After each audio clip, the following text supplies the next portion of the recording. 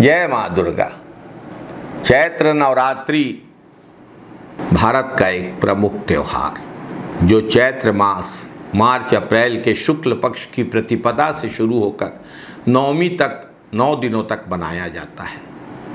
नवरात्रि के पर्व में माँ दुर्गा के 9 रूपों की आराधना की जाती है। नवरात्रि वसंत ऋतु के आगमन की शुरुआत भी है, इसीलिए चैत्र नवरात्रि को वासंतिक नवरात्रि भी कहा जाता है। नवरात्रि केवल धार्मिक ही नहीं बल्कि आध्यात्मिक और सांस्कृतिक रूप से भी बहुत महत्वपूर्ण है।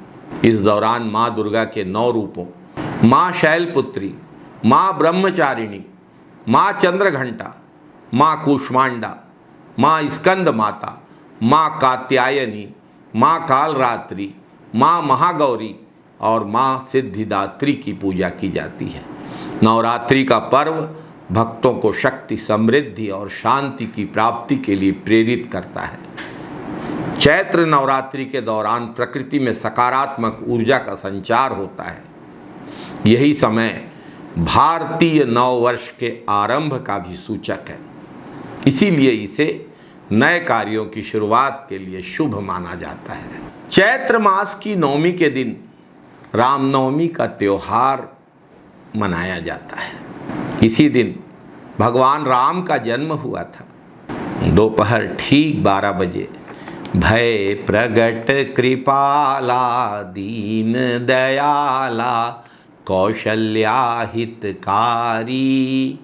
साथियों, जब मैं स्कूल में पढ़ता था तो मेरी माँ मुझे कहती थी, नवरात्रि में प्रतिदिन रामचरितमानस का पाठ करो और 9 दिनों में रामचरितमानस का पाठ पूरा करो।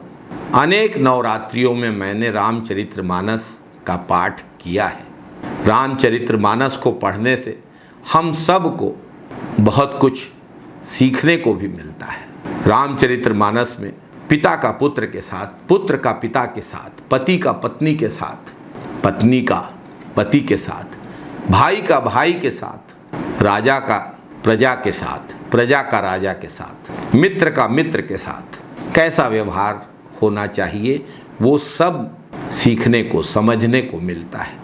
भगवान राम मर्यादा पुरुषोत्तम है और मर्यादा पुरुषोत्तम का चरित्र हम सबको जीवन में मर्यादा की प्रेरणा देता है, बहुत कुछ सिखाता है।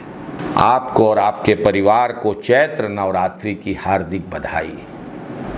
माता रानी की कृपा से आपके जीवन में सुख, शांति और समृद्धि बनी रहे। नवरात्रि का यह पावन पर्व आपके लिए नई ऊर्जा और प्रेरणा लेकर आए। आप सबको भगवान राम के जन्म की अग्रिम बधाई और शुभकामनाएं।